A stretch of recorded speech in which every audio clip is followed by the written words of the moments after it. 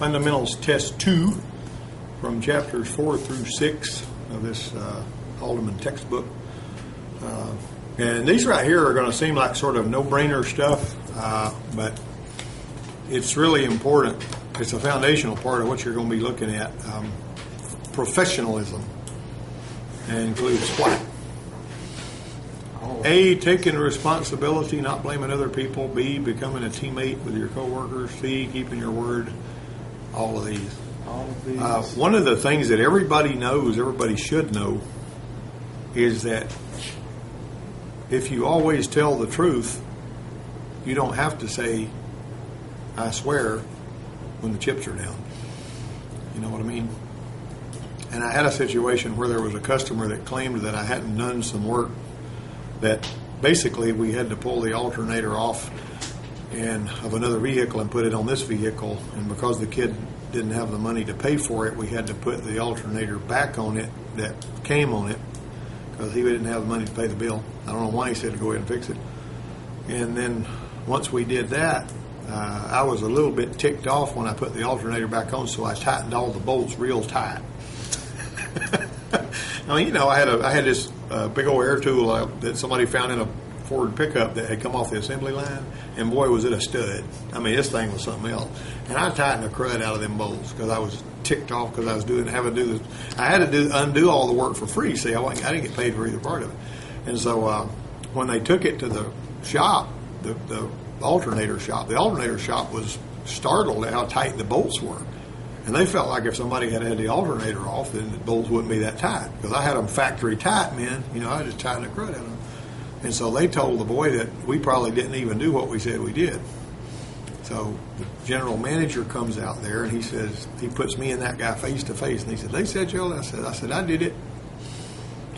Didn't have to say anything else. And the guy walked away with this customer. You know, customer getting kind of a stress level there. You know how their voice cracks and all. And I overheard the guy walking away, said, I'm not going to question that guy because he always tells the truth. See, if I ever lied to him a single time, the whole shooting match would have been in question. You get where I'm going at? That's what professionalism. And also, not blaming somebody else is another thing. You ever seen you know what the high school kids that come in here, one of the first things they say, if anything goes wrong, it's not my fault, not my fault, not my fault. You ever hear that? Not my fault, not me, not my fault, you know. And working, I was pulling a pickup truck into a shop one time for being a teammate, and this guy was standing there watching me, and I was looking at him like, you know, was there anything down there? Because people had been throwing stuff around and all. I couldn't see anything where he was pulling it in, and I felt the tire hit something, and I stopped and backed up, and he just laughed. But really, what he should have done was point and said, "Wait a minute, let me move this piece." You see, that's what a teammate does. And I don't know how many times I pushed a car, like a Ford Escort or something, all the way out of the ride-up area, all the way through the service lot, all the way up through the shop into my service bay, and had nobody would even help me push it. I mean, if they just would be, I seem to be doing so well. I mean, you know what? I mean, everybody needs to be helping everybody else if you can, to a point. What type of communication? Let's see. Types of communication is written, verbal, nonverbal. What's nonverbal communication? Hand signals. Hand signals would be pretty handy. I worked for a guy one time on wheat harvest when I was in Montana, up there on that part of the wheat harvest, and we were backing a truck up with whenever we were having to back a truck in there in the trailer, we're backing a trailer to begin with, and you know when you back a trailer, it's crazy because you got to turn it this way to go the other way and all that kind of stuff. And my boss man would be back there, and you're looking at him in the mirror. Now, what would you do if you're guiding somebody that's backing up? Do the opposite. No, I'm going to do this or that. You know, I mean, I'm telling him which way I want the trailer to go. We didn't have any agreement on that to start with. But he'd get back there like this, like he had a suicide knob on a steering wheel. And you're looking in a mirror, and you're supposed to sort this out, and he was a loudmouth, foul-mouthed jerk that wanted to cuss at you because you weren't going the way he wanted you to when he's trying to drive the truck from standing 20 feet behind it while you're backing up. I said, I don't know which way he's going. You know, but anyway, that was a booger. But anyway, nonverbal communication, one of the things that some people get really irritated at, watch this, y'all. You don't want to do stuff that will irritate somebody. The head toss. Hey, you know, People don't like that. Most people don't. Hey, come here. That's not quite so bad as the head toss, Donnie used to get really angry when somebody would head toss him. All right. Technician A says the customer pay rate is sometimes higher than the factory flat rate. Technician B says the factory flat rate times are usually more time compared to a flat rate guide. Well, what are they talking about there? What's flat rate versus customer pay? You got any idea? You know what that is? What you got, you'll have factory flat rate time is warranty time. That's how much the factory is going to pay you to fix something that they've messed up. So let's say the factory puts out a vehicle that's got a bad water pump or whatever in it, and it's leaking and it's still under warranty. The factory time is probably going to be 1.6, or something. I'm just pulling a number out of the air. The customer pay time is going to be like 2.5, which is really more fair. The factory is going to jerk you around, and they're treating it like it's got brand spanking new bolts. Nothing's going to go wrong, and and so. But it's going to be really hard to beat factory time in most cases on that kind of thing. So recalls are a little different. Sometimes if you do a lot of recalls, you can beat factory time on those. But the fact is, flat rate time, the customer pay is always higher than factory flat rate. Customer pay flat rate. And you know what the flat rate I'm talking about means. And Wes, we were talking about Wes a while ago, if it takes Wes 2.5 hours to do a job that pays 5, he gets paid for 5 hours. That's why commission mechanics work harder. And I've actually seen people that were on commission that were making good money and turning out a lot of work, and the boss man would decide that he was going to put them on salary, like pay them for the amount of time they were there versus the job they were doing. And I watched these guys. These were highly motivated, highly trained guys that were really turning out a lot of work. He takes them off the flat rate, and puts them on the clock, and they just quit working. They're not driven by that hourly thing anymore. And they measure your productivity.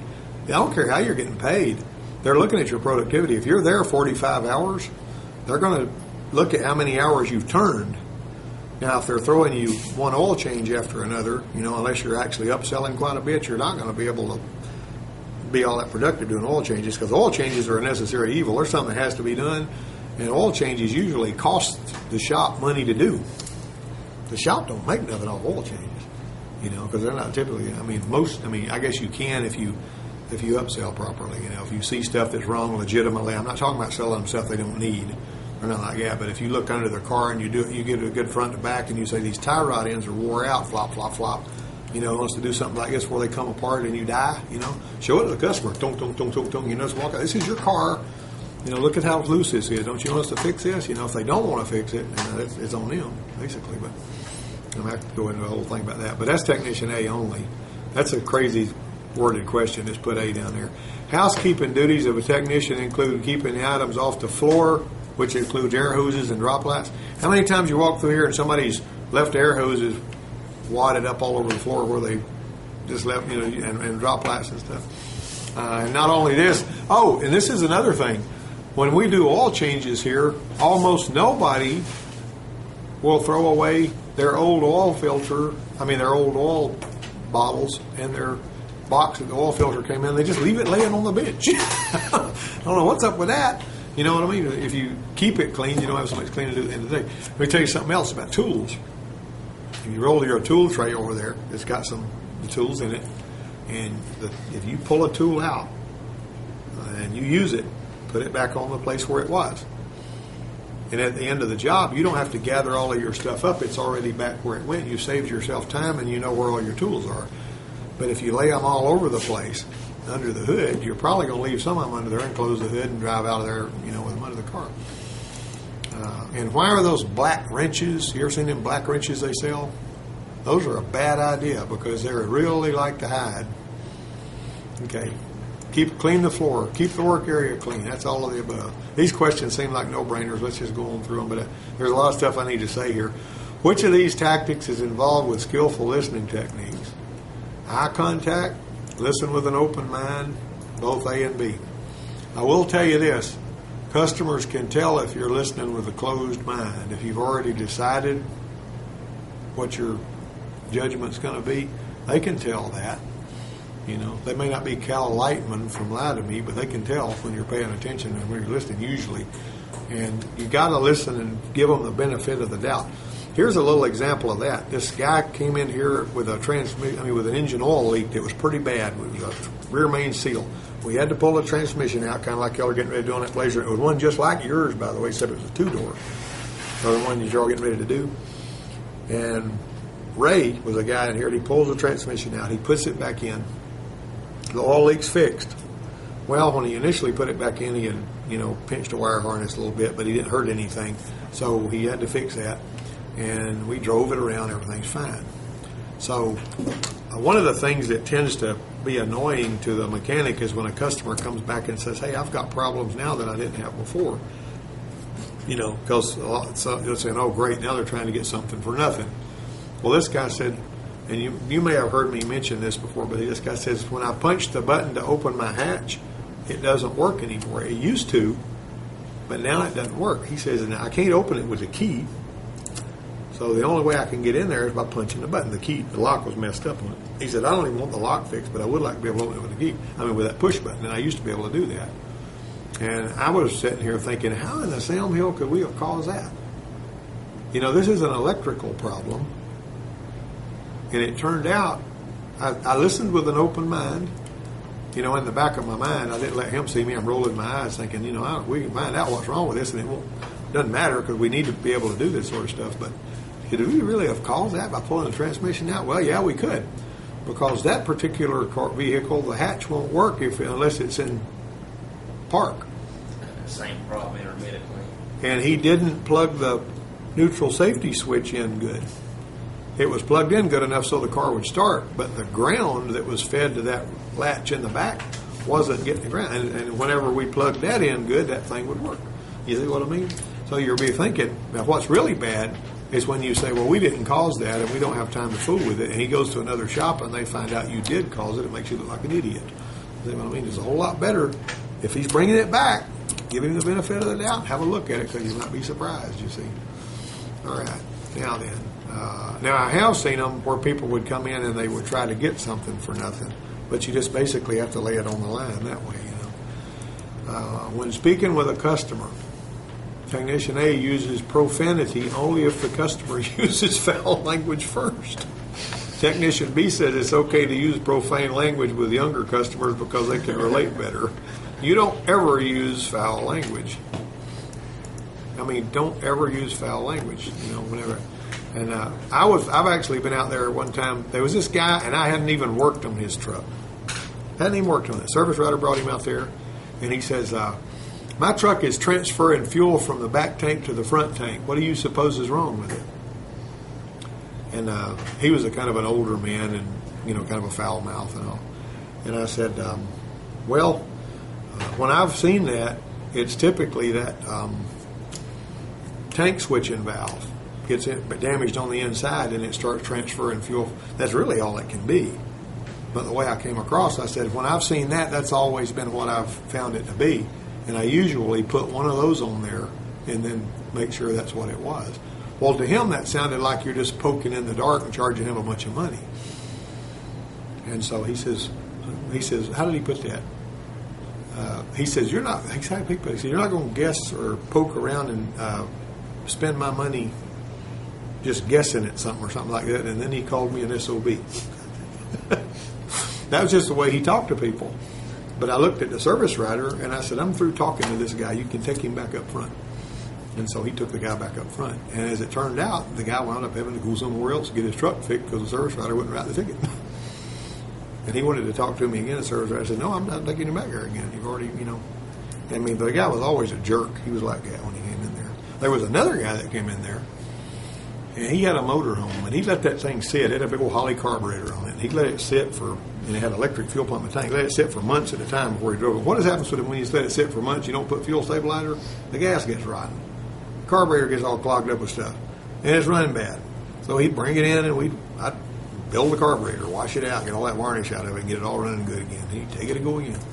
And so he'd let it sit a while, and he'd come in there 3 or 4 or 5 months later with it, it's back doing the same thing. Well, finally, he let it go through enough of those cycles where it destroyed the fuel pump.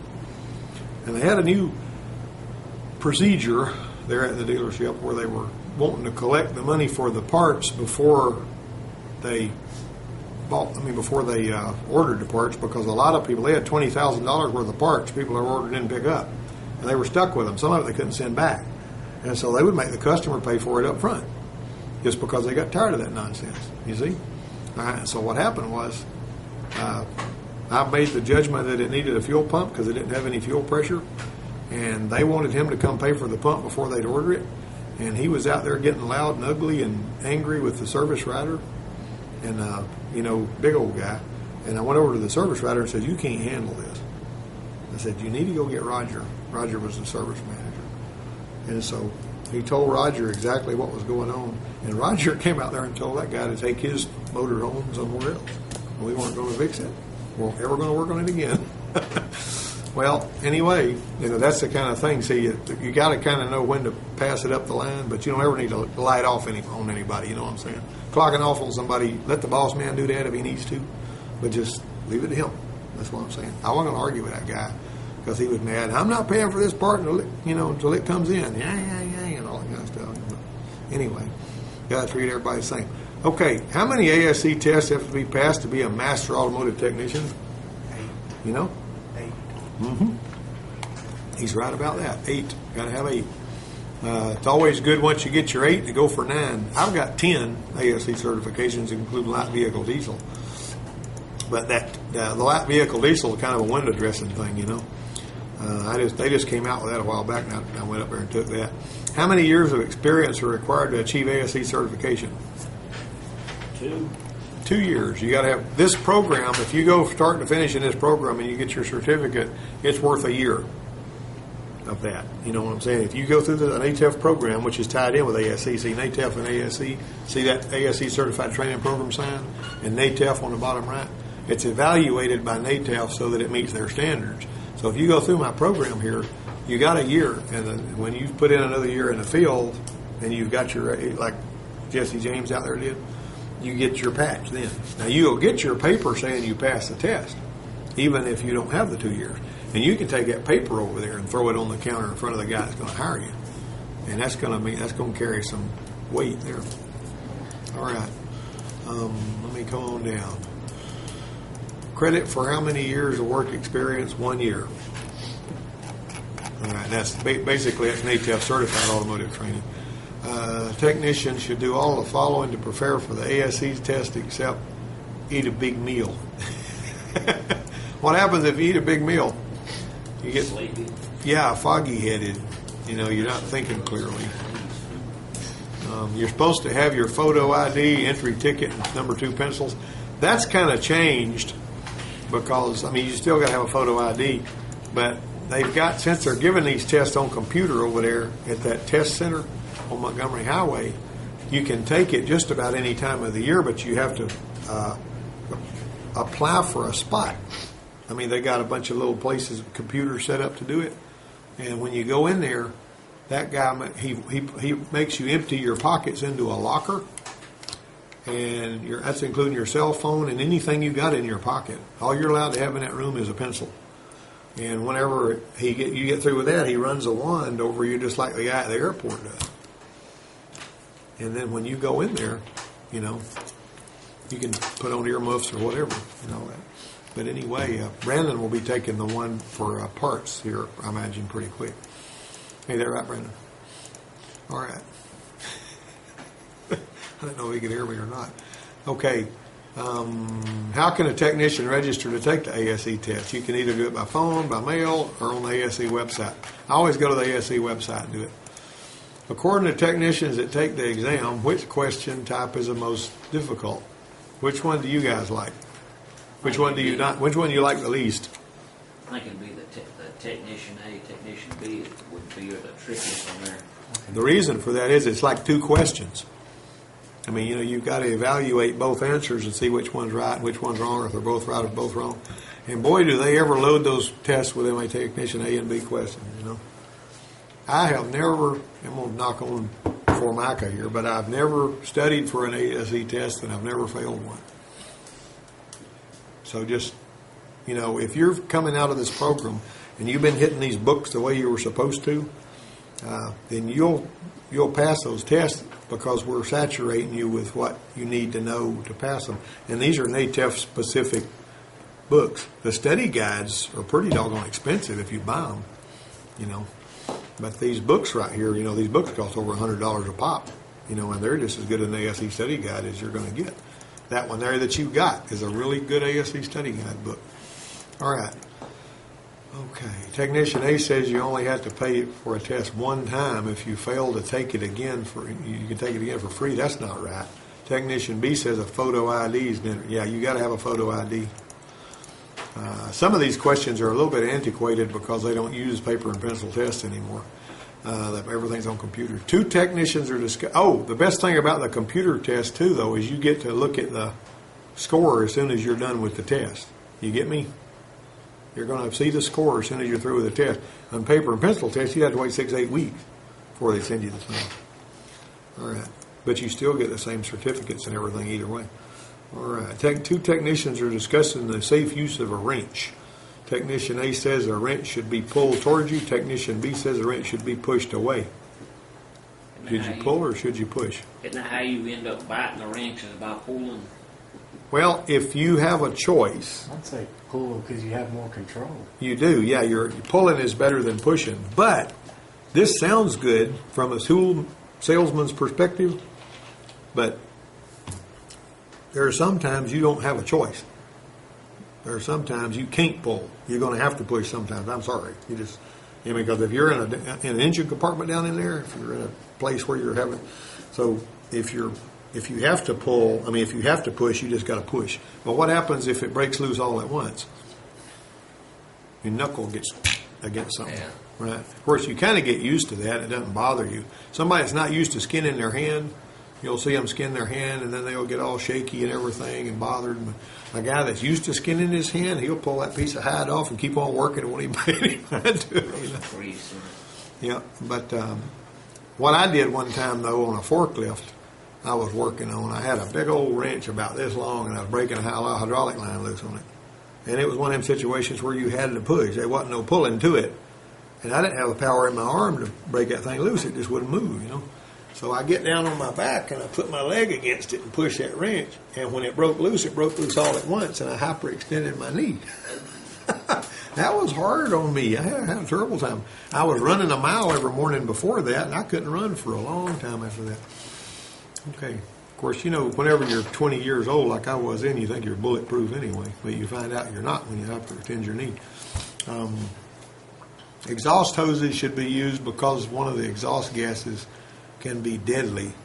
Which gas is it? Which gas is the deadliest exhaust gas?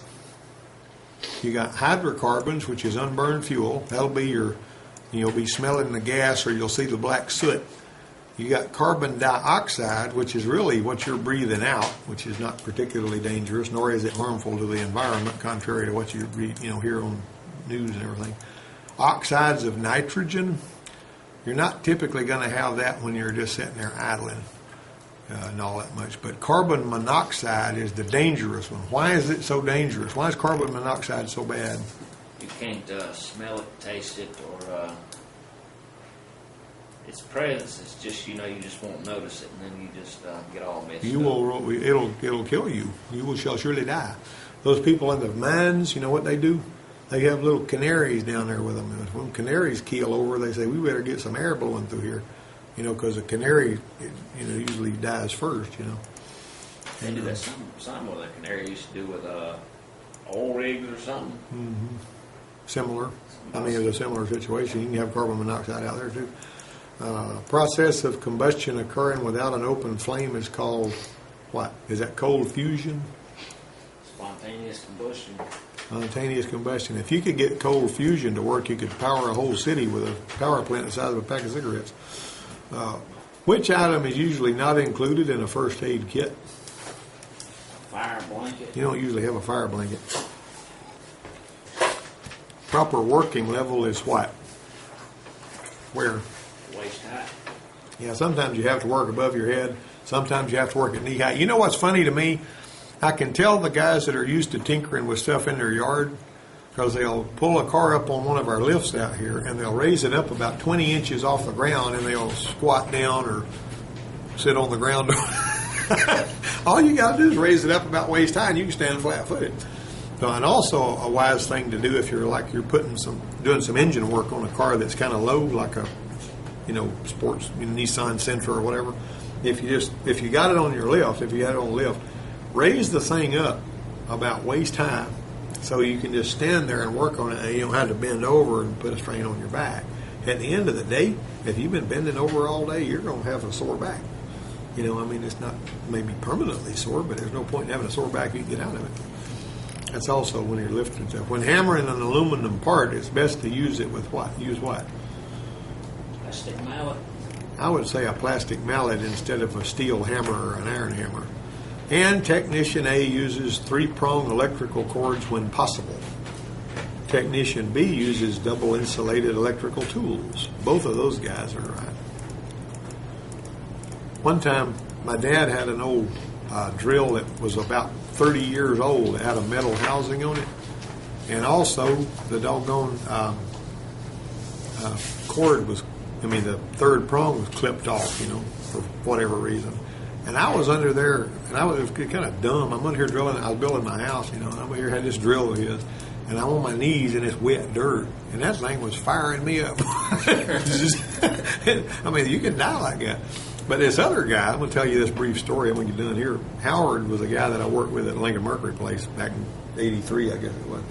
And he said back in the 50s or the early 60s, they had to replace they had to put a big steel plate under parts of this frame on this Lincoln to strengthen it for a recall. And he said there was an old electric drill that they had. It was a 1/2-inch drill, and the trigger had gone bad on it, and so they just took the screws and put them under the same post so that the drill would run all the time when you had it plugged in. And this thing was hard to do. You had to lay under there on a creeper and hold this plate up and drill the hole, and then move the drill and put your bolt in. It was just a pain to do it. And he was a skinny little guy about the size of Derek over there. And he says, I drilled that hole, and he says, and I threw that drill down. I was trying to put that bolt in there, and that drill bit got a hold of my pants leg, and it beat my leg black and blue. Just whap, bap, bap, bap, bap. Your pants, when something gets caught in your pants leg, I've had a PTO on a tractor. Catch my pants leg and just tear that leg, slam off in pants, and leave me, half my underwear showing all the way up my belt line. Old Army fatigues I was wearing, But anyway, you got to be careful about them moving parts and, loose clothes. But anyway, that pretty well finishes us up on this test today. Yeah.